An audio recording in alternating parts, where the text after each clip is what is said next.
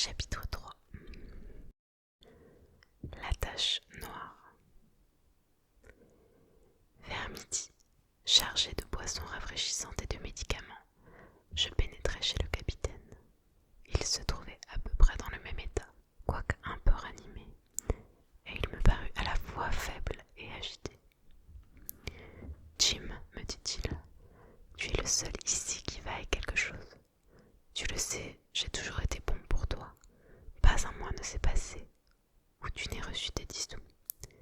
Et maintenant, camarade, tu vois comme je suis aplati et abandonné de tous. Dis, Jim, tu vas m'apporter un petit verre de rhum, tout de suite, n'est-ce pas, camarade ? Le docteur, commençai-je, mais il éclata en malédiction contre le docteur, d'une voix lasse, quoique passionnée. Les docteurs sont tous des sagouins, fit-il, et celui-là, qu'est-ce qu'il y connaît aux gens de mer ? J'ai été dans des endroits chauds comme braise, où les copains tombaient l'un après l'autre de la fièvre jaune, où les sacrés tremblements de terre faisaient onduler la terre comme une mer. Qu'est-ce qu'il y connaît, ton docteur, à des pays comme ça ? Et je ne vivais que de rhum, je te dis. C'était ma boisson et ma nourriture. Nous étions comme mari et femme.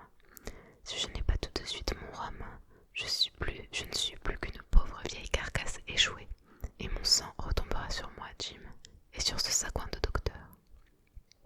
Il se remit à sacrer. Vois, Jim, comme mes doigts s'agitent, continua-t-il d'un ton plaintif. Je ne peux pas les arrêter, je t'assure.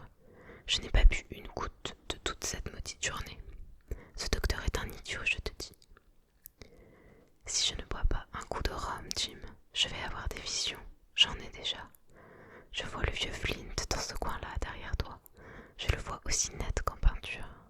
Et si j'attrape des visions, comme ma vie a été orageuse, ce sera épouvantable. Ton docteur lui-même a dit qu'un verre ne me ferait pas de mal, Jim.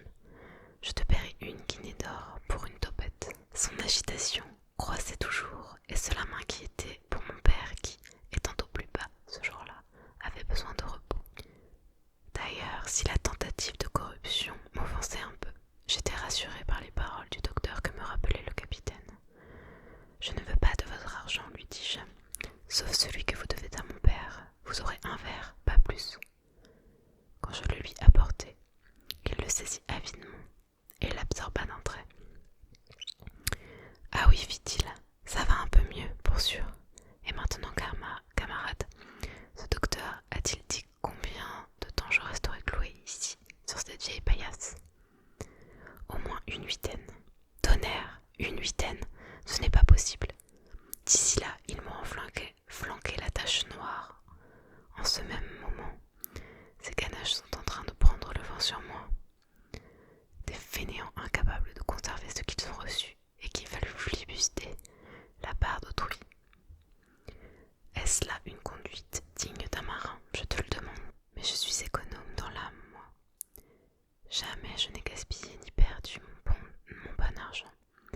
Et je leur ferai encore la nique. Je n'ai pas peur d'eux. Je vais larguer un riz, camarade, et les distancer à nouveau. Tout en parlant ainsi, il s'était levé de sa couche, à grand-peine, en se tenant à mon épaule, qu'il serrait quasi à me faire crier, et mouvant ses jambes comme des masses inertes. La véhémence de ses paroles, quant à leur signification, contrastait amèrement avec la faiblesse de la voix qui les proférait. Une fois assis au bord du lit, il s'immobilisa. « Ce docteur m'a tué, balbutia-t-il, mes oreilles teintes, recouche-moi. » Je n'eus pas le temps de l'assister, il retomba dans sa position première et resta silencieux une minute. « Jim, dit-il enfin, tu as vu ce marin de tantôt ? Chien noir, oui, chien noir. C'en est un mauvais, mais ceux qui l'ont envoyé sont pires. Voilà, si je ne parviens pas à m'en aller et qu'ils me flanquent la tache noire, rappelle-toi qu'ils en veulent à mon vieux coffre de mer. Tu montes à cheval, tu sais monter, hein ? Bon, donc tu montes à cheval, et tu vas chez... Eh bien oui, tant pis pour eux. J'ai ce sempiternel sagouin de docteur, lui dire de rassembler tout son monde, magistrat et le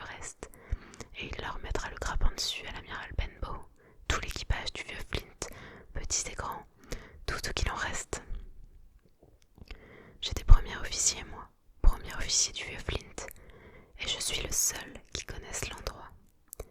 Il m'a livré le secret à Savannah sur mon lit de mort, à peu près comme je pourrais faire à présent, vois-tu.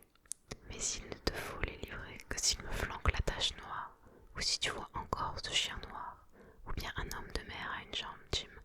Celui-là surtout. Mais qu'est-ce que cette tache noire, capitaine? C'est un avertissement, camarade. Je t'expliquerai s'ils s'en viennent là. Mais continue à ouvrir l'œil, Jim, et je partagerai avec toi, à égalité. Parole d'honneur.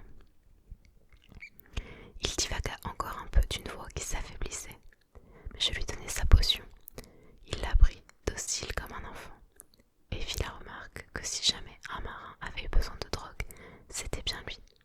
Après quoi, il tomba dans un sommeil profond, comme une syncope, où je le laissai.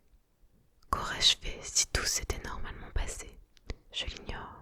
Il est probable que j'aurais tout raconté au docteur, car je craignais terriblement que le capitaine se repentît de ses aveux et se débarrassât de moi. Mais il advint que mon pauvre père mourut cette nuit-là, fort à l'improviste, ce qui me fit négliger tout autre souci. Notre légitime désolation, les visites des voisins, les apprêts des funérailles et tout le travail de l'auberge à soutenir entre-temps m'accaparèrent si bien que j'eus à peine le loisir de songer au capitaine, et moins encore d'avoir peur de lui. Il y descendit le lendemain matin, à vrai dire, et prit ses repas comme d'habitude. Il mangea peu, mais but du rhum, je le crains plus qu'à l'ordinaire, car il se servit lui-même au comptoir, l'air farouche et soufflant par le nez, sans que personne osât s'y opposer. Le soir qui précédait l'enterrement, il était plus ivre que jamais, et cela scandalisait dans cette maison en deuil de l'ouïr chanter son sinistre vieux refrain de mer. Mais en dépit de sa faiblesse, il nous inspirait à tous une crainte mortelle, et le docteur, appelé subitement auprès d'un malade qui habitait à plusieurs miles, resta éloigné de chez nous après le décès de mon père. Je viens de dire que le capitaine était faible. En réalité, il paraissait s'affaiblir au lieu de reprendre des forces.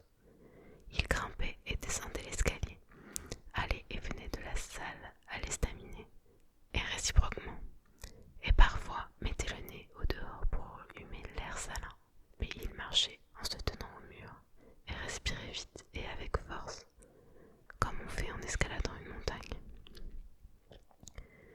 Pas une fois, il ne me parla en particulier, et je suis persuadée qu'il avait quasi oublié ses confidences.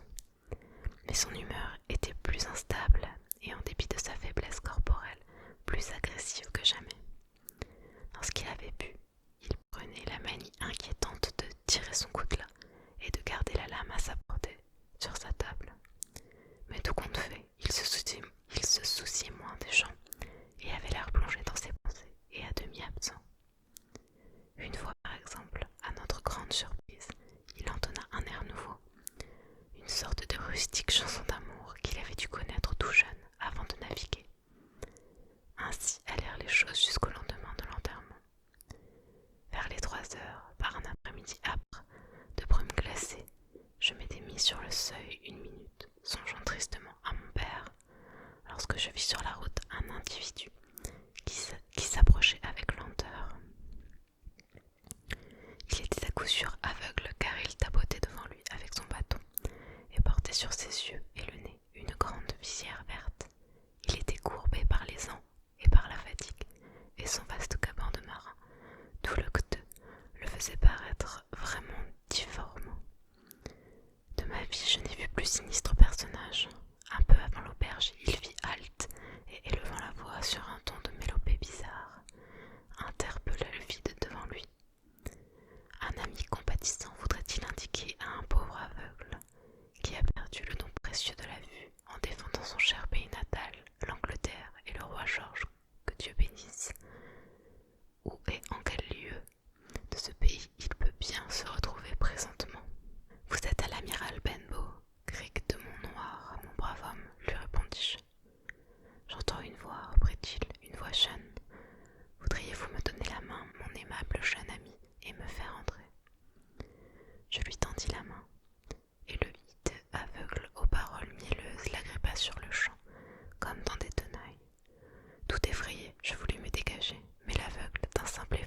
tira tout contre lui. « Maintenant, petit, mène-moi auprès du capitaine. »« Monsieur, répliquai-je, sur ma parole, je vous jure que je n'ose pas. »« Ah, ricana-t-il, c'est comme ça, mène-moi tout de suite à l'intérieur, ou sinon je te casse le bras. » Et tout en parlant, il me le tordit si fort que je poussai un cri. « Monsieur, repris-je, c'est pour vous ce que j'en dis. Le capitaine n'est pas comme d'habitude, il a toujours le coutelas tiré. Un autre monsieur, allons, voyons, marche, interrompit-il. Jamais je n'ouïs voix plus froidement cruelle et odieuse que celle de cet aveugle. Il m'intimida plus que la douleur, et je me mis aussitôt en devoir de lui obéir. Je franchis le seuil et je me dirigeai droit vers la salle où se tenait, abruti de Rome, notre vieux Forban malade. L'aveugle me serra dans sa poigne de fer, m'attachai à lui et s'appuyait sur moi presque à me faire succomber. Mène-moi directement à lui, et dès que je resterai en sa présence, crie « Bill, voici un ami pour vous. Si tu ne fais pas ça, moi je te ferai ceci. » Et il m'infligea une saccade dont je pensais m'évanouir. Dans cette alternative, mon absolue terreur du mendiant aveugle me fit oublier ma peur du capitaine. J'ouvris la porte de la salle et criai d'une voix tremblante la phrase qui m'était dictée. Le pauvre capitaine leva les yeux. En un clin d'œil, son ivresse disparut et il resta béant, dégrisé. Son visage exprimait plus que l'effroi un horrible dégoût. Il alla pour se lever, mais je crois qu'il n'en aurait plus eu la force. « Non, Bill, dit le mendiant, reste assis là. Je n'y vois point, mais j'entends remuer un doigt. Les affaires sont les affaires. Tends-moi ta main gauche. » Petit prend sa main gauche par le poignet et approche-la de ma droite. Nous lui obéîmes tous deux exactement, et je le vis faire passer quelque chose du creux de la main qui tenait son bâton entre les doigts du capitaine qui se refermèrent dessus instantanément. « Voilà qui est fait, dit l'aveugle. » À ces mots, il me lâcha soudain et, avec une dextérité et une prestesse incroyables, il déguerpit de la salle et gagna la route. Figé sur place, j'entendis décroître au loin le tapotement de son bâton. Il nous fallut plusieurs minutes au capitaine et à moi pour retrouver nos esprits. À la fin, et presque simultanément, je laissai aller mon poignet que je tenais toujours, et il retira la main pour jeter un bref coup d'œil dans sa paume. « À 10 heures, s'écria-t-il.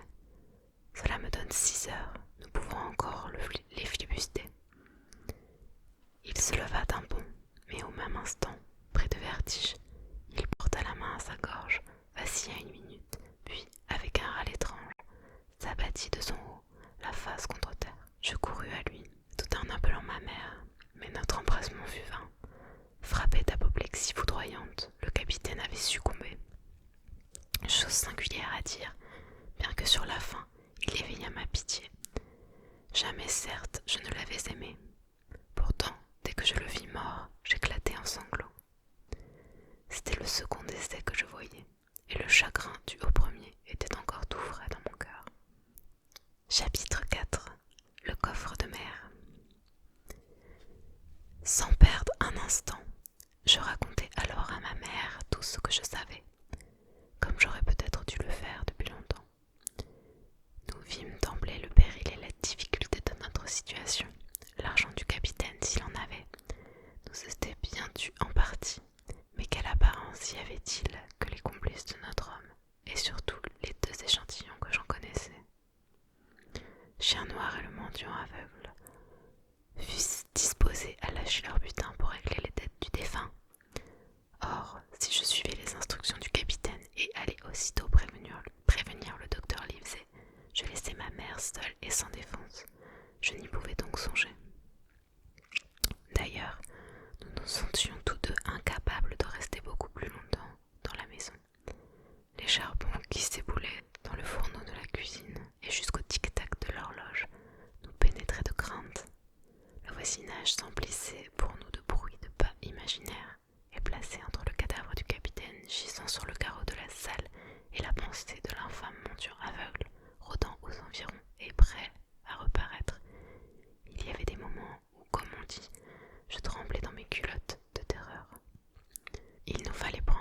décision immédiate. Finalement, l'idée nous vint de partir tous les deux chercher du secours au hameau voisin. Aussitôt dit, aussitôt fait. Sans même nous couvrir la tête, nous nous élançâmes dans le soir tombant et le brouillard glacé. Le hameau n'était qu'à quelques 100 toises, mais caché à la vue de l'autre côté de la crique voisine. Et ce qui me rassurait beaucoup, il se trouvait dans la direction opposée à celle par où l'aveugle avait fait son apparition et par où il s'en était apparemment retourné. Le trajet nous prit peu de minutes, et cependant, nous nous arrêtâmes plusieurs fois pour prêter l'oreille, mais on n'entendait aucun bruit suspect, rien que le léger clapotis du ressac et le croassement des corbeaux dans les bois. Les chandelles s'allumaient quand nous atteignîmes le hameau, et jamais je n'oublierai mon soulagement à voir leur jaune clarté aux portes et aux fenêtres. Mais ce fut là, tout compte fait, le meilleur de l'assistance que nous obtînmes de ce côté, car soit dit à la honte de ces gens, personne ne consentit à nous accompagner jusqu'à l'amiral Benbow. Plus nous leur disions nos ennuis, plus ils se cramponnaient, hommes, femmes et enfants, à l'abri de leur maison. Le nom du capitaine Flint, inconnu de moi, mais familier à beaucoup d'entre eux, répandait la terreur. Des hommes qui avaient travaillé au champ plus loin que l'amiral Benbow se souvenaient aussi d'avoir vu sur la route plusieurs étrangers dont ils s'étaient écartés, les prenant pour des contrebandiers, et l'un ou l'autre avait vu un petit chasse-marée à l'abri dans ce que nous appelions la cale de quitte. C'est pourquoi il suffisait d'être une relation du capitaine pour leur causer une frayeur mortelle. Tant et si bien que si nous en trouvâmes plusieurs disposés à se rendre à cheval jusque chez le docteur Livesey, qui habitait dans une autre direction, pas un ne voulut nous aider à défendre l'auberge. La lâcheté, dit-on, est contagieuse, mais la discussion au contraire donne du courage. Aussi, quand chacun eut parlé, ma mère dit leur fait à tous. Elle ne voulait pas, déclara-t-elle, perdre de l'argent qui appartenait à son fils orphelin. Elle conclut. Si aucun d'entre vous n'ose venir, Jim et moi nous oserons. Nous allons retourner d'où nous sommes venus, et sans vous dire merci, tas de gros gaillards, pire que des poules mouillées. Nous ouvrirons ce coffre, dût-il nous en coûter la vie, et je vous emprunte ce sac que Madame Crossley pour emporter notre dû. Comme juste, je me déclarai prêt à accompagner ma mère, et comme de juste aussi, tous se récrièrent devant notre témérité. Mais même alors, pas un homme ne s'offrit à nous escorter. Tout ce qu'ils firent, ce fut de me donner un pistolet chargé pour le cas où l'on nous attaquerait, et de nous promettre qu'ils tiendraient des chevaux tout scellés pour le cas où l'on nous poursuivrait lors de notre retour. Cependant qu'un garçon s'apprêtait à galoper jusque chez le docteur afin d'obtenir le secours de la force armée. Mon cœur battait fort quand par la nuit glacée, nous nous engageâmes dans cette périlleuse aventure. La pleine lune rougeâtre et déjà haute transparaissait vers la limite supérieure du brouillard.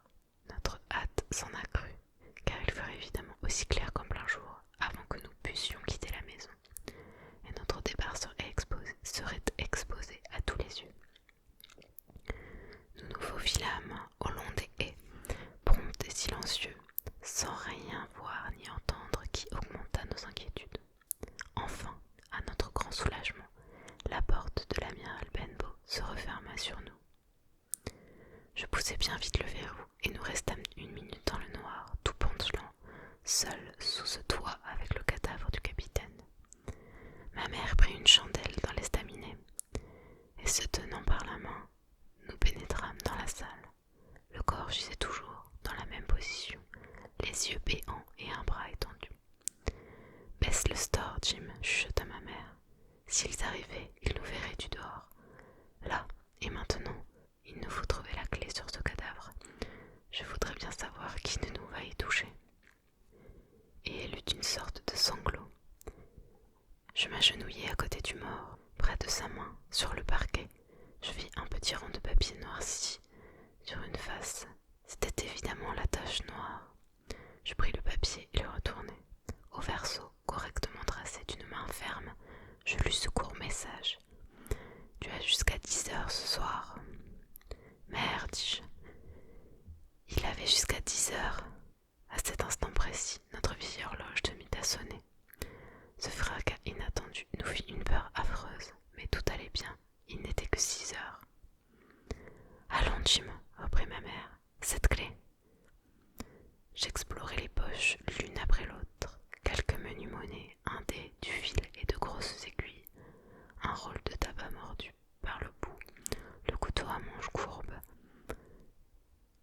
boussole portative et un briquet formaient tout leur contenu. Je commençais à désespérer. Elle est peut-être à son cou, hasarda ma mère. Surmontant une vive répugnance, j'arrachai au col la chemise du cadavre. Et la clé nous apparut, enfilée à un bout de corde goudronnée. Je la tranchai à l'aide de son propre couteau. Ce succès nous remplit d'espoir, et nous grimpâmes en toute hâte à la petite chambre où le capitaine avait couché si longtemps et d'où sa malle n'avait pas bougé depuis le jour de son arrivée. C'était d'apparence un coffre de marin, comme tous les autres, aux angles détériorés par les heures d'un service prolongé. Sur le couvercle se lisait l'initiale B, imprimée au fer chaud. « Passe-moi la clé, me dit ma mère. » Bien que la serrure fût très dure, elle l'ouvrit en un clin d'œil et souleva le couvercle. Un fort relent de tabac et de goudron s'échappa du coffre, mais on n'y voyait rien au premier abord qu'un très bon habit complet, soigneusement brossé et plié. Il n'avait jamais servi, au dire de ma mère. Dessous, le pêle-mêle commençait. Un quart de cercle, un gobelet de fer blanc, plusieurs rouleaux de tabac, deux paires de très beaux pistolets, un lingot d'argent, une vieille montre espagnole et quelques autres bibelots de peu de valeur, presque tous d'origine étrangère. Un compas de mathématiques à branches de cuivre et 5 ou 6 curieux coquillages des Indes occidentales. Je me suis demandé souvent par la suite pourquoi il transportait avec lui ces coquillages dans sa vie errante de criminel pourchassé. Jusqu'ici, le lingot d'argent et les bibelots avaient seuls quelque prix. Mais cela ne faisait pas notre affaire. Par-dessous, il y avait un vieux suroît. Par-dessous, il y avait un vieux suroît blanchi, aux empreintes bien des molles. Ma mère le retira impatiemment, et le dernier contenu de la malle nous apparut. Un paquet enveloppé de toile cirée qui semblait renfermer des papiers, et un sac de toile qui émit sous nos doigts le tintement de l'or. Je ferai voir à ces bandits que je suis une honnête femme, dit ma mère. Je prendrai mon dû, et pas un rouge liard de plus. Donne-moi le sac de madame Crossley. Et elle se mit en devoir de faire passer du sac de matelot dans celui que je tenais, le montant de la dette du capitaine. La tâche était longue et ardue, car il y avait là, entassées au hasard, des pièces de tout pays et de tout module.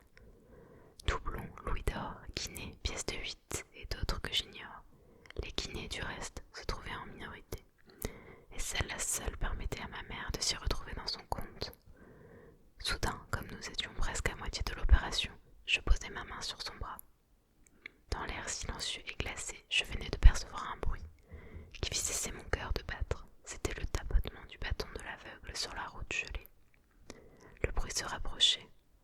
Nous retenions notre souffle. Un coup violent heurta la porte de l'auberge. Nous entendîmes qu'on tournait la poignée et le verrou cliqueta sous les efforts du misérable. Puis, il y eut un long intervalle de silence, dedans comme dehors. À la fin, le tapotement reprit, et à notre joie indicible, s'affaiblit peu à peu dans le lointain et s'évanouit tout à fait. « Mère, dis-je, prends le tout et allons-nous-en. » J'étais certain en effet que la porte verrouillée avait paru suspecte et que cela nous attirerait bientôt tout le guêpier aux oreilles. Pourtant, je me félicitais de l'avoir verrouillée, et cela à un point difficilement croyable pour qui n'a jamais rencontré ce terrifiant vieil aveugle. Mais en dépit de sa frayeur, ma mère se refusait à prendre rien au-delà de son dû et ne voulait absolument pas se contenter de moins. Il n'était pas encore 7 heures, disait-elle, et de loin. Elle connaissait son droit et voulait en user. Elle discutait encore avec moi lorsqu'un bref et léger coup de sifflet retentit au loin sur la hauteur. C'en fut assez et plus qu'assez pour elle et pour moi. J'emporte toujours ce que j'ai, fit-elle en se relevant. Et j'emporte ceci pour arrondir le compte, ajoutai-je en poignant le paquet de toile cirée. Un instant de plus, et laissant la lumière auprès du coffre vide, nous descendions l'escalier à tâtons. Un autre encore, et, la porte ouverte, notre exode commençait. Il n'était que temps de dégager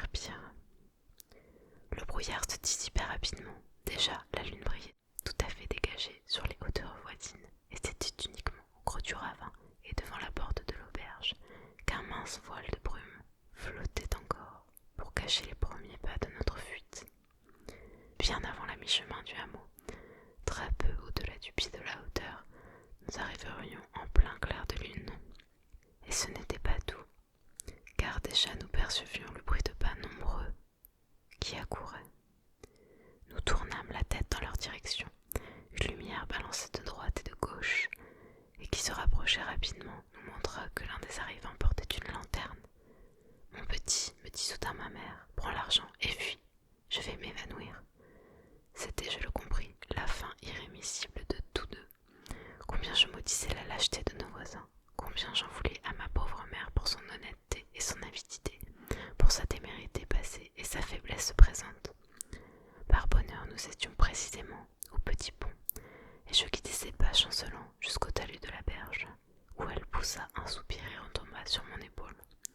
Je ne sais comment j'en eus la force, et je crains bien d'avoir agi brutalement, mais je réussis à la traîner le long de la berge et jusqu'à l'entrée de la voûte.